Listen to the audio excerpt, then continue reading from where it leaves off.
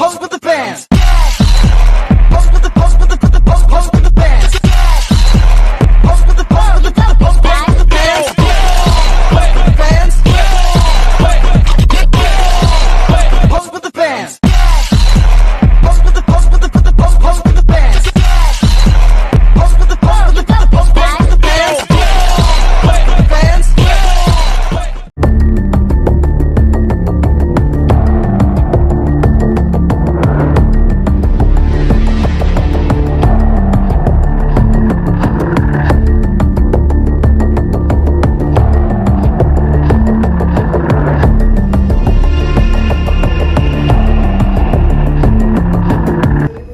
Harimau putih, target telah ditemukan, ganti. Siap menuju ke TKP.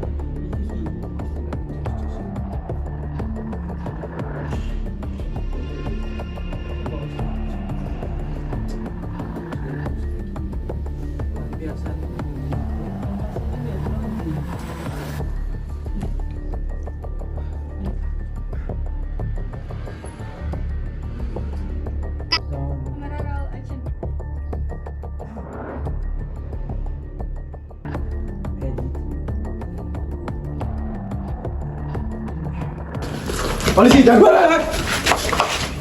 Siapa Pak? Kami salah apa Pak? Salah apa, Pak? Ngapa atas dugaan fantasi sedarah dan pelanggaran hukum lainnya?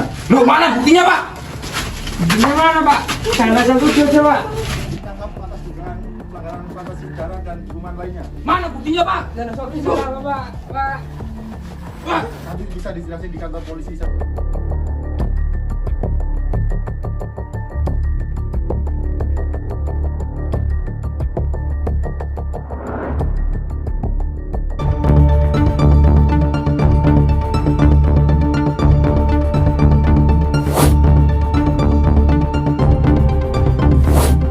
Selamat pagi pemirsa, kembali lagi bersama saya Ayu dalam program Berita Indosium. Pagi ini akan mengabarkan sebuah kasus yang cukup menggambarkan publik. Pihak kepolisian baru saja berhasil membekuk dua individu yang diduga kuat terlibat dalam praktik grup fantasi sedara yang meresahkan semua masyarakat. Baik pemirsa, sekarang saya sedang berada di tempat kejadian perkara proses penangkapan para pelaku admin dari grup fantasi sedarah yang sedang ramai dibicarakan. Sekarang saya sedang bersama para polisi yang sudah menangkap para pelaku. Baik Pak, bisa Bapak ceritakan bagaimana proses penangkapan para pelaku dan pada saat penangkapan pelaku sedang melakukan apa ya Pak? Saya mendapat laporan dari media sosial atas kasus grup fantasi sedarah dan saya langsung menindaklanjutinya. Barang bukti apa saja yang bisa menguatkan penangkapan para pelaku Pak? Saya sudah melakukan akun grup fantasi sedarah. Bagaimana proses selanjutnya untuk menindaklanjuti proses ini Pak? Mungkin pertanyaan sudah cukup ya. Saya Ayu dari studio akan menyerahkan kepada rekan saya Galuh yang berada di lapangan. Baik pemirsa, sekarang saya sedang bersama mahasiswa yang kebetulan sedang berada di sekitar tempat kejadian perkara. Baik Mbak, saya Mbak perkenalkan dengan siapa? Baik, perkenalkan nama aku Rahmat, seorang mahasiswi yang kebetulan berada di kampus. Bisa Mbak beri pendapat tentang kejadian yang sedang ramai dibicarakan tentang grup fantasi sedarah? Bisa. Jadi itu menurut saya tuh kayak kelakuan mereka tuh benar-benar kayak nggak masuk akal ya. Sekarang kalau dipikir-pikir, bagaimana bisa seorang ayah itu tuh mempunyai sebuah nafsu, mempunyai sebuah pemikiran kotor kepada anaknya sendiri. Bagaimana bisa seorang ayah itu tuh melakukan hal yang seharusnya tuh tidak dilakukan, tidak boleh dilakukan. dan juga korbannya saya dengar dan saya baca-baca itu tuh korbannya kebanyakan anak di bawah umur. Kemarin saya lihat di grup berita di Twitter, di semuanya itu tuh ramai sekali dibicarakan. Itu tuh benar-benar sangat miris sekali. Bahkan hal itu tuh bisa mengganggu proses psikologi, tumbuh kembang dan juga mental seorang anak. Jadi itu kayak benar-benar nggak bisa ditoleransi sekali perbuatan mereka itu. Baik Mbak Raka, terima kasih atas pendapatnya. Bagaimana pendapat Mbak mengenai kasus yang sedang ramai dibicarakan mengenai kasus fantasi sedara? Sangat prihatin, juga ini jadi pelajaran. Jadi masyarakat harus lebih peka dan waspada dalam lingkungan. Dan juga berterima kasih pada Pak Polisi yang sudah bertindak. Terima kasih atas pendapatnya Mbak. Bagaimana saya kembali Bu mengenai kasus yang sedang ramai dibicarakan mengenai kasus fantasi sedara?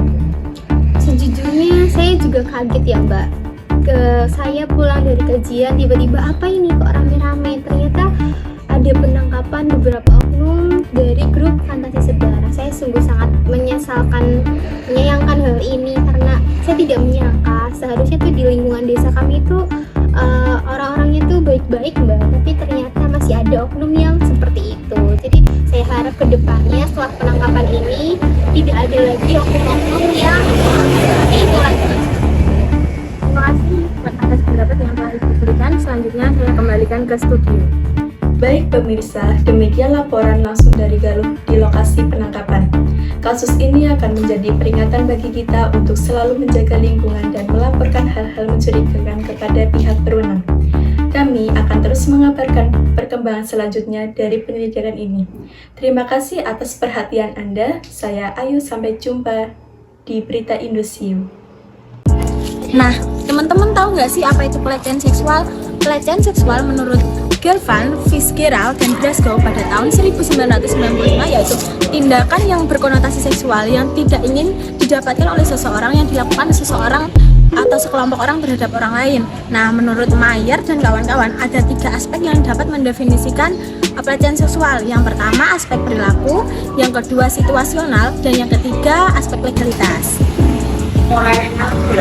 Dampak pribadi dari pelecehan seksual. Yang pertama, trauma psikologis. Korban mengalami trauma psikologis yang mendalam.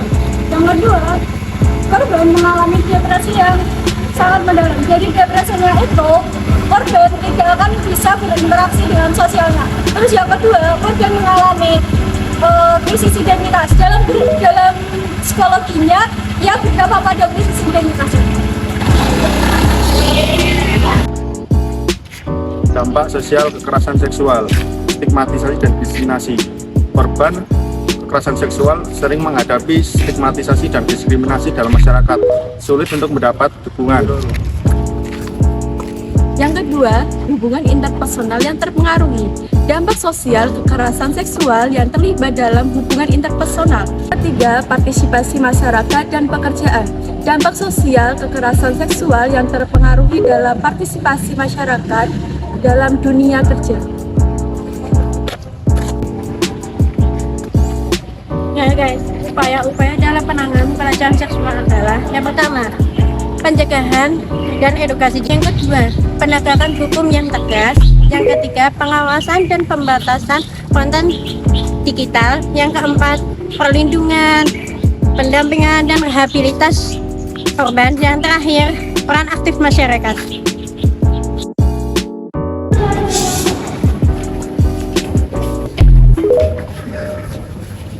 Stop pelecehan seksual. Dengan jelas, Al-Quran menjelaskan bahwasannya diharamkan olehmu untuk mengawini ibu-ibumu, anak-anak perempuanmu, anak-anak perempuan dari ibumu, saudara-saudara perempuan dari ayahmu, serta anak-anak perempuan dari saudara perempuanmu, serta saudara perempuan dari saudara laki-lakimu. Quran Surah An-Nisa ayat 23.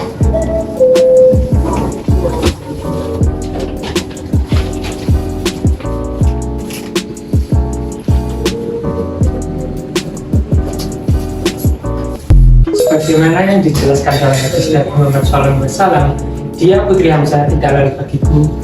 Darah susuan mengharapkan seperti apa yang diharapkan oleh darah keturunan. Hadis riwayat Al-Bukhari.